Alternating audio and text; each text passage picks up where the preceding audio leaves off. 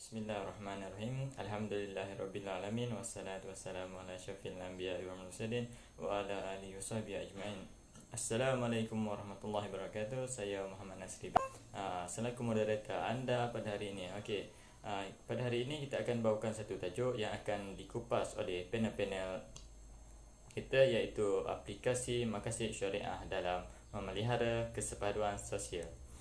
Sebelum saya mengulas panjang, izinkan saya perkenalkan panel kita pada hari ini. Panel yang pertama ialah Ustaz Muhammad Akmal bin Azmam. Panel yang kedua pula ialah Ustaz Muhammad Ashraf Syahmi bin Yaakob. Dan panel ketiga Ustaz Muhammad Lazimi bin Ramli.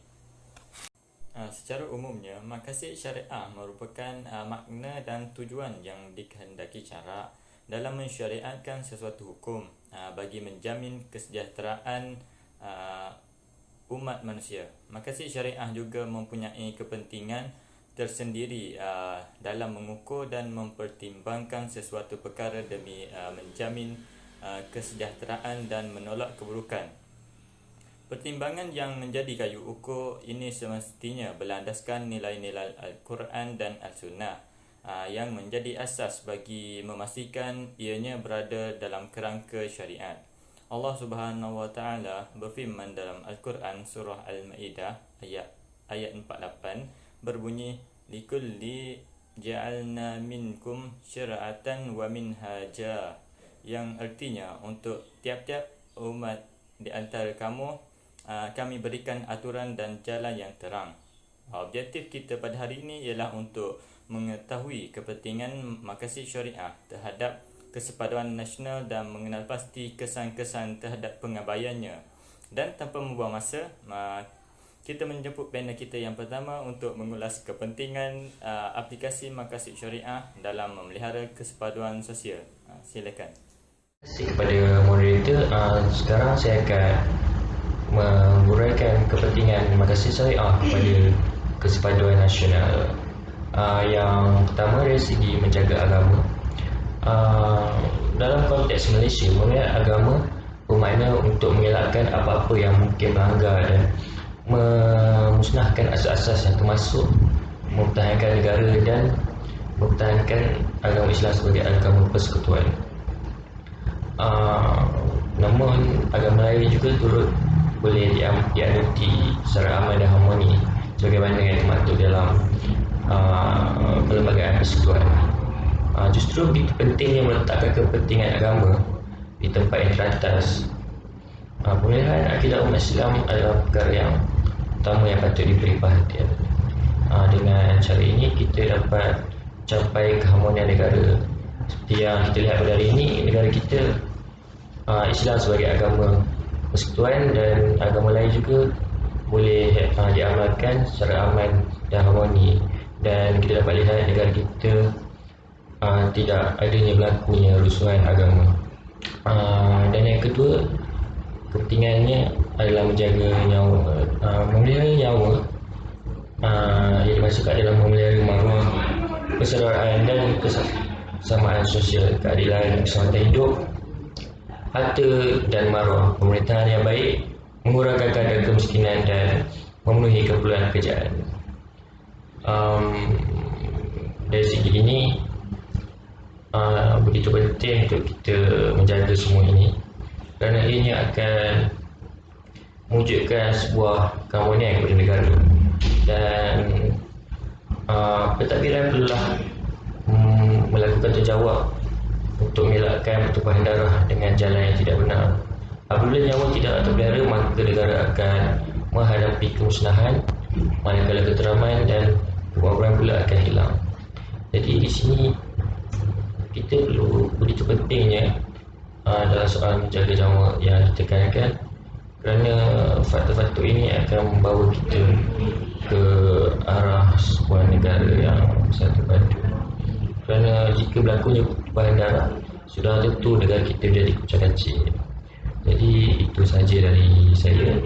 Saya serahkan kembali kepada moderator. Saya ucapkan kepada panel kita yang pertama. Pada pendapat saya, memelihara kesucian agama juga merupakan kepentingan aplikasi maqasid syariah dalam memelihara kesepaduan sosial. Pada kegemilangan tamadun Islam dahulu, sahabat-sahabat sanggup mengorbankan harta maupun nyawa demi memelihara agama Islam ini. Berkat pengorbanan pahlawan-pahlawan Islam yang lampau, kita hari ini dapat mengenali dan menjadi penganut Islam tanpa melalui penat lelah pejuang-pejuang Islam terdahulu. Mungkin panel kedua anda tambah sedikit, silakan. Kepentingan maqasid syariah ialah menjamin kemurnian fikiran dan kewarasan akal. Asas maqasid syariah secara umum ialah asas menjaga dan memelihara agama, jiwa, akal, keturunan dan harta. Oleh itu, Islam telah melarang umatnya untuk melakukan perkara-perkara yang merosakkan akal fikiran. Sebagai contoh, Islam melarang umatnya untuk minum minuman yang memabukkan kerana ia mengakibatkan akal hilang pertimbangan. Umat Islam juga dilarang melihat filem dan gambar yang boleh merosakkan akal seperti gambar-gambar pornografi, video yang merasa syahwat. Jelaslah bahawa maqasid syariah boleh menjamin kemurnian fikiran dan kewarasan akal manusia dari terjebak kepada perkara yang buruk. Terima kasih diucapkan kepada panel kita yang kedua. Dalam konteks mudah, maqasid syariah dimaksudkan ialah objektif yang diletakkan oleh syarak dalam mensyariatkan hukum. Seterusnya kita minta panel kita yang ketiga untuk mengupas sedikit tentang kesan jika maqasid syariah ini tidak diaplikasikan dalam masyarakat kita. Silakan panel. Terima kasih kepada moderator. Kesan yang pertama, pengabaian dalam ibadah.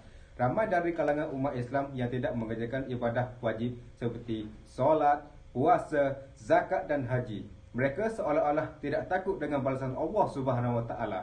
Janji azab Allah kepada mereka yang tidak mengerjakan solat dengan dimasukkan ke dalam neraka sakar tidak sedikit pun membekas di hati mereka, ya Ustaz sekalian.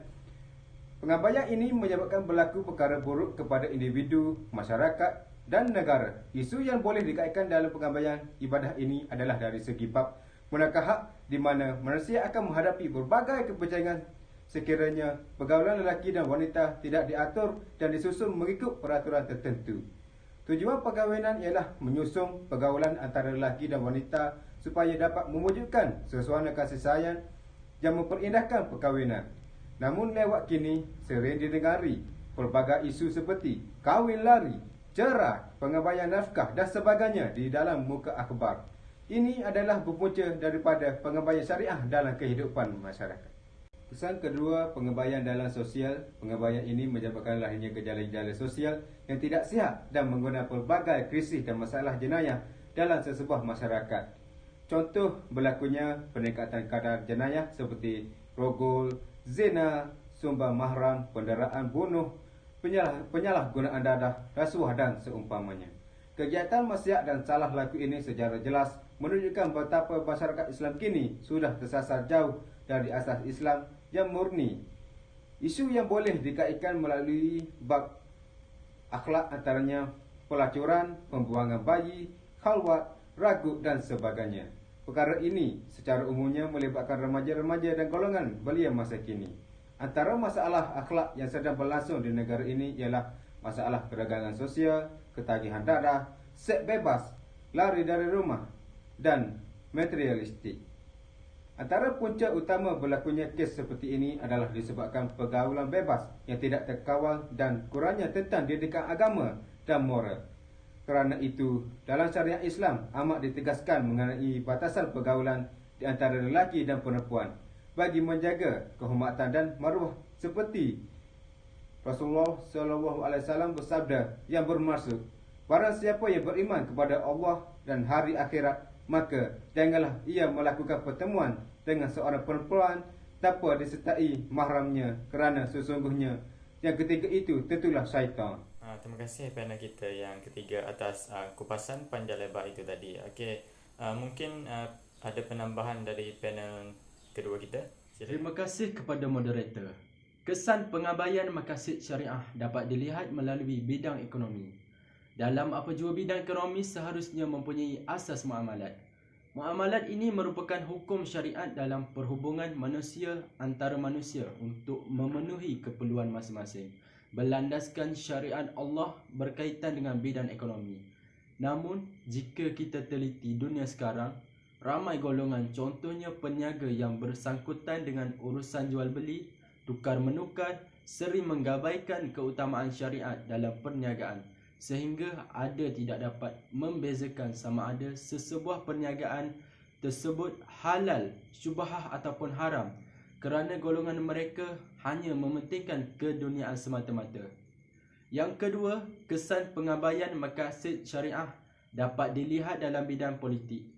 Politik ini merupakan satu pertubuhan yang penting dalam memimpin rakyat di bawah ke arah jalan yang diredai Allah Subhanahu Wa Taala. Namun, kini kesan dari kurangnya penghayatan maqasid syariah dalam kehidupan seharian, wujud jenayah rasuah dalam kalangan ahli politik yang menggunakan wang haram untuk memancing undi dan sokongan untuk mendapatkan jawatan kuasa dan dengan cara yang salah. Namun, setelah memenangi politik, rakyat di bawah tidak dijaga dengan baik. Riwayat Ahmad dan Al-Hakim, Rasulullah melaknat pemberi rasuah, penerima rasuah dan perantaraannya. Terima kasih diucapkan kepada panel kita yang kedua. Kesimpulannya, ilmu maqasid syariah ialah satu cabang yang penting dalam Islam. Mereka yang memahami konsep ini akan merasai kesempurnaan Islam. Skop asas syariat Islam adalah untuk memberikan kebaikan kepada manusia, menjauhkan mereka daripada segala keburukan. Kepentingan memahami ilmu maqasid syariah bagi seorang mujtahid dan pengkaji hukum tidak boleh diabaikan demi untuk memastikan penilaian hukum yang dibuat terhadap sesuatu masalah itu selari dengan tuntutan syarak. Dari Kelantan ke Pekansari membeli swasta di Kota Tinggi. Selesai sudah tugas diberi, di lain masa bersua lagi. Dengan berakhirnya pantun itu tadi, maka berakhirlah forum kita pada hari ini. Akhir kalam, wabillahi taufiq wa hidayah. Assalamualaikum warahmatullahi wabarakatuh.